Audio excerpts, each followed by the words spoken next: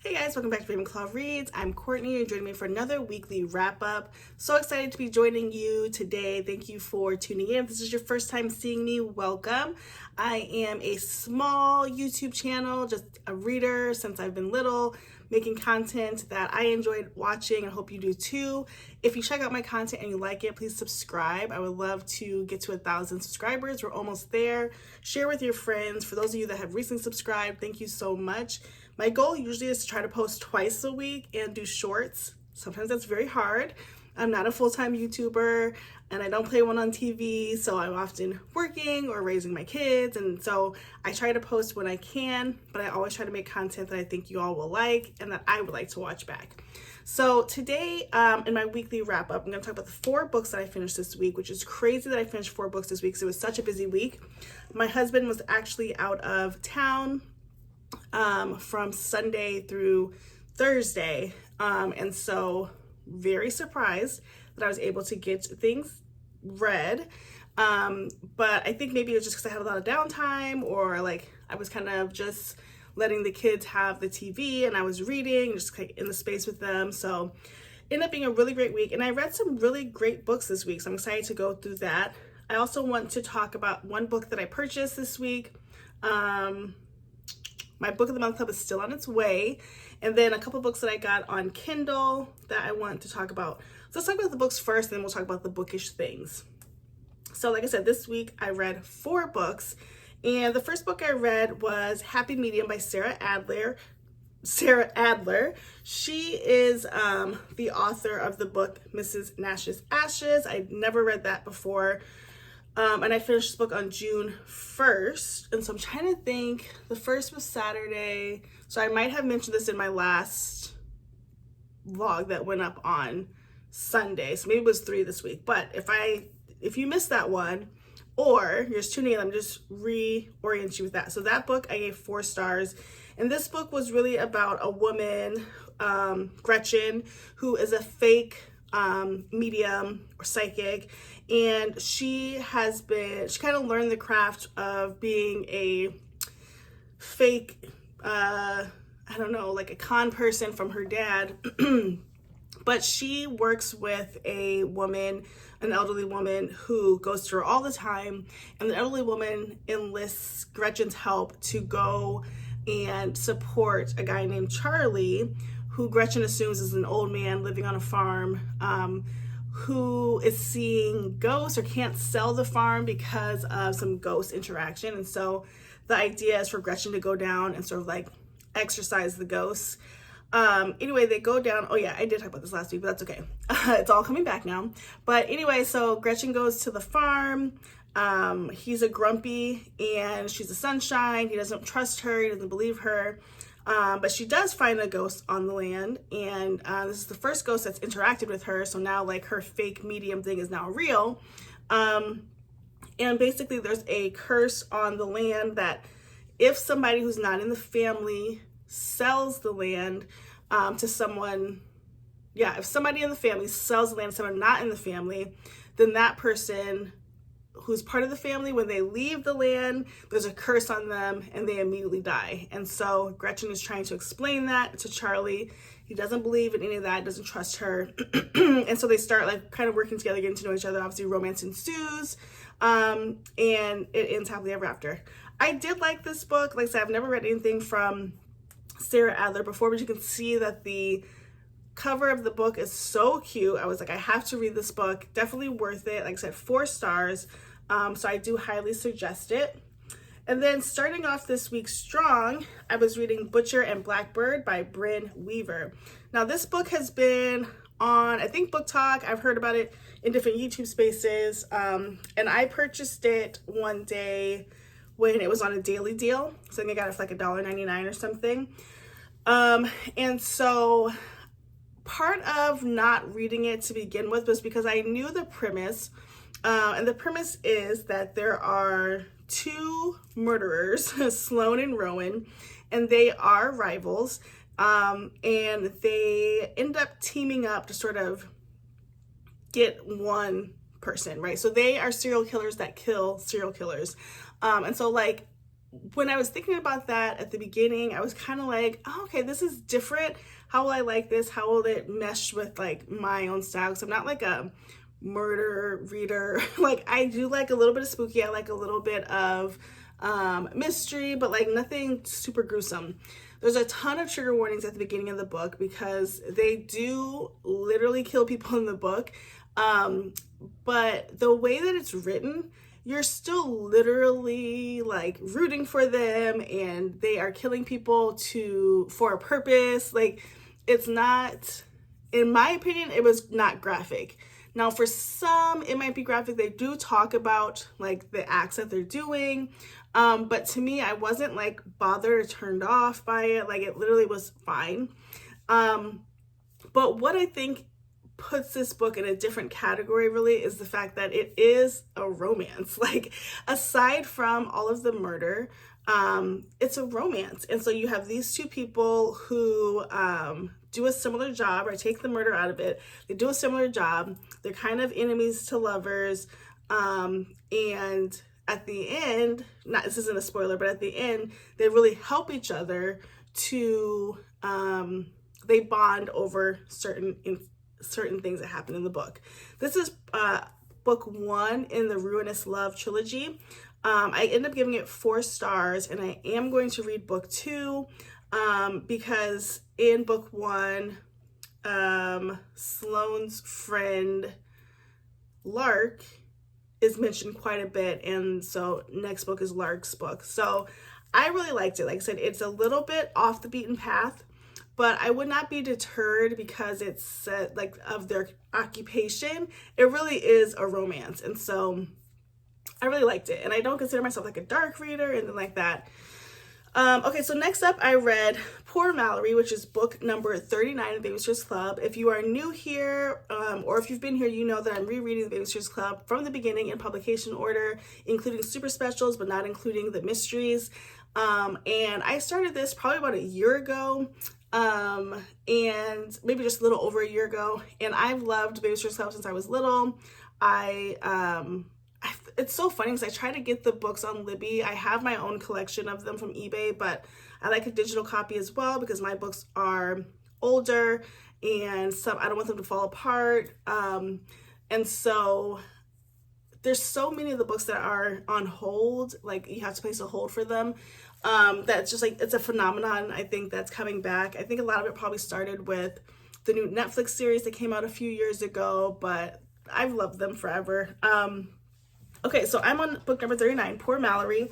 I ended up giving this book 5 stars. So this book was really interesting to me, and I always shout out the podcast Stuck in Stony Brook because when I finish a book, I listen to their podcast. They've been on for about 4 years now, and just hearing them deep dive in all the books is always so interesting. But in this book, the premise is that the Pike family has some tragedy because Mallory's dad gets laid off from his job. And the conversation is around like money will be tight. Obviously there's a lot of kids in the family. There's 8 kids. So how will we all like make it? How will we eat? How will we do things that we like? The mom kind of just says, hey, we're gonna have to cut back on things. And like everybody kind of spirals. The things that were standout things to me, number 1, Mr. Pike had a bomb job. Like I think he's like a corporate lawyer or something. And we knew that because of all of the seaside vacations they go on. And to have 8 kids, I don't care if it's 1990 or 2024, that's a lot of kids. And so I could definitely see why there was quite a bit of panic happening when he lost his job.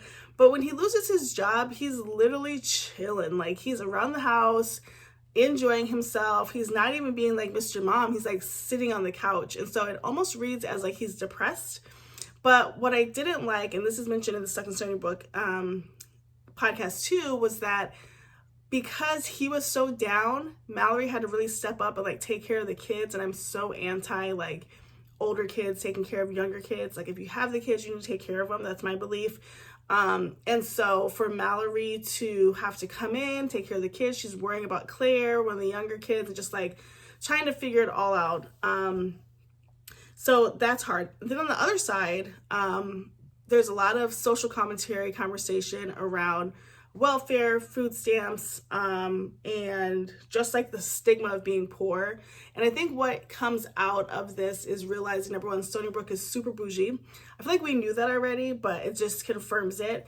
And then just like how people were viewing welfare and food stamps in those times, and honestly today still. So one of the plot errors is that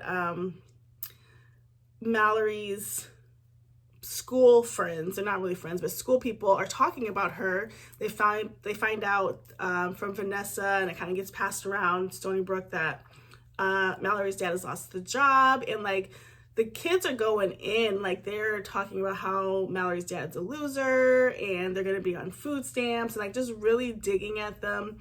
Obviously it affects some kids and not the others, but at the end Mallory really stands up to them in the most boss way possible.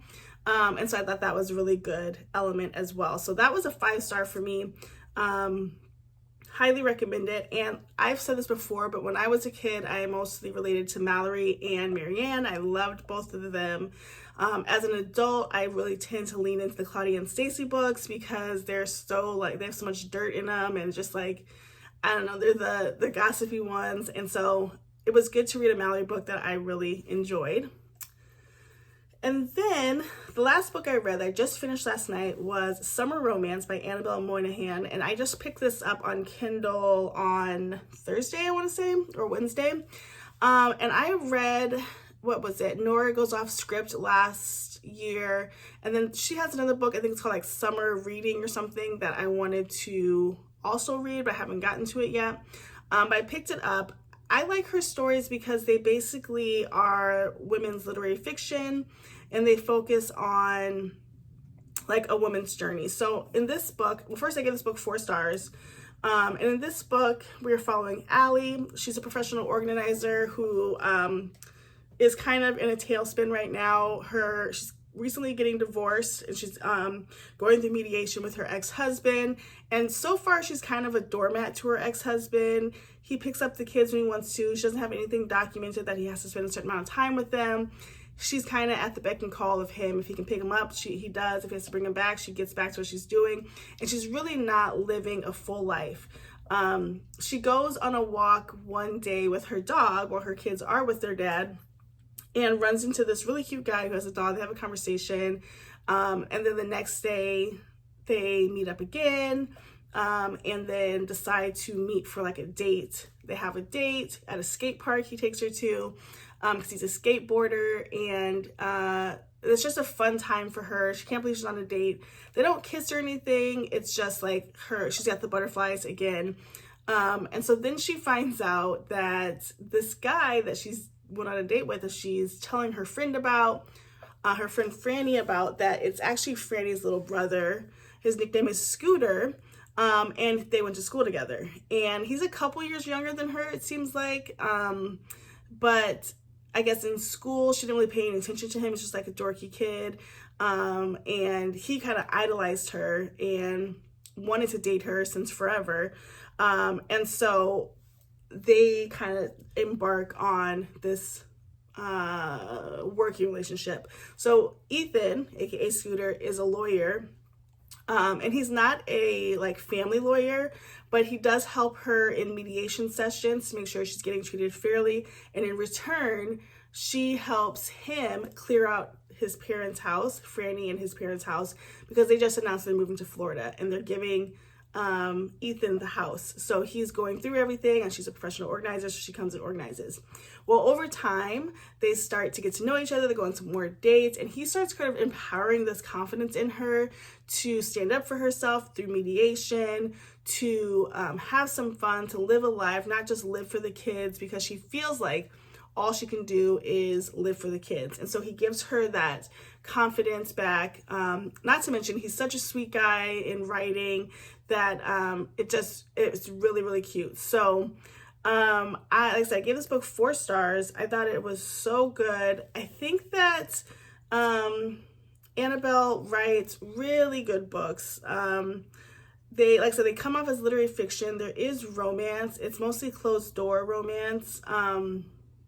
But it's just the ups and downs that women have, and sort of like that sort of conversation about parental guilt and like all that. So it was just really good. I really highly recommend it. A nice easy read too. I want to see, I think it was like 351 pages, something like that. And so I got it on Kindle, like I said, but it was really good. So those are the books that I finished this week. Like I said, I really enjoyed my reading this week. I loved the books that I got to. It was just an enjoyable week of reading. I'm currently reading Babysitter's Club Super Special number 5, which is California Girls. I just started it, so I don't have a lot of views on it, except the start of the story is just a little unrealistic. I guess in Stony Brook, there is a lottery, as most states have, and obviously they can't gamble, but they give money to their parents to do it, or Claudia has, and now the stakes are up really high, so they decide to ask Christy's mom to buy 7 tickets. They all chip in, and they don't win the big cash of $23 million, but they do win $10,000, and they split it, and they decide to use the money for a trip to California. So, and that's Dawn's idea because that's where Dawn is from. And so that's kind of where I am. And yeah, I'm looking forward to reading that. And then let's talk about some books that I got. So I picked up Summer Romance, as you guys saw. And then the other book that I picked up was a book called Pardon My Frenchie. And let me just get what this book is about, because like it was just a cute cover. So once it's a cute cover, like I'm in.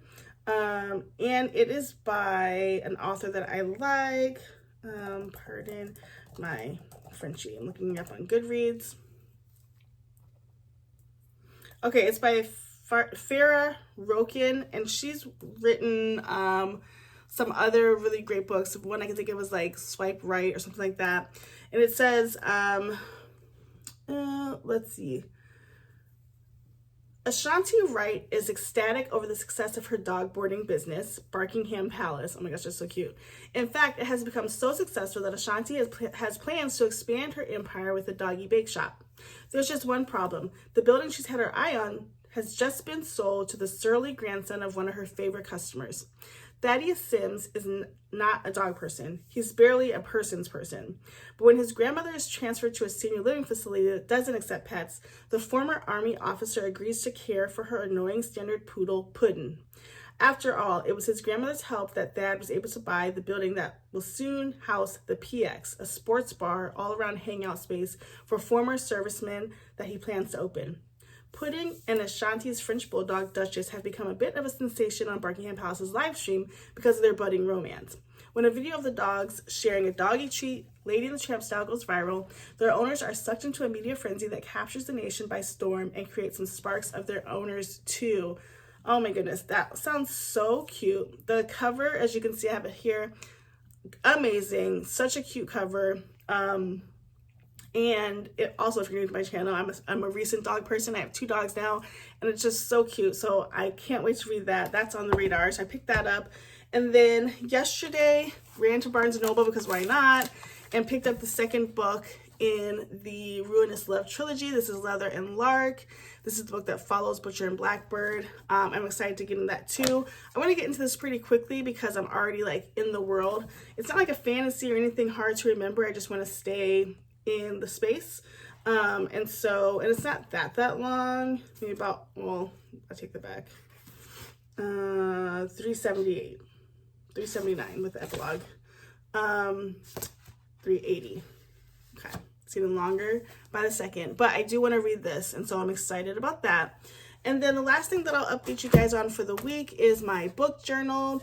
I've kind of talked about this a little bit, and basically the way I track my books read are in a few ways. Obviously, I put things on Goodreads. I also have a digital reading journal where I just put the cover of the book and the star rating. And then I decided this year that I was going to do something on paper because I just wanted to have a little cute notebook. And I've said this before, I'm not really artsy, but what I do is put the cover of the book and then I flat lay like this with a couple of standout highlights or characteristics of the book, and then a brief summary. And so it was going really good until I got behind. So this week I added in a couple more description just so I can keep up with it. So I've read 74 books this year, but I'm only on book number 46 of putting in the information, so I need to catch up so I don't get further behind. But that's pretty much it. That was my reading week. It was really great. Like I said, great books. Comment down below if you've read any of those books or if any of those looked interesting to you. As always, thank you so much for watching. Please like, comment, and subscribe, and we'll see you in the next one. Bye, guys.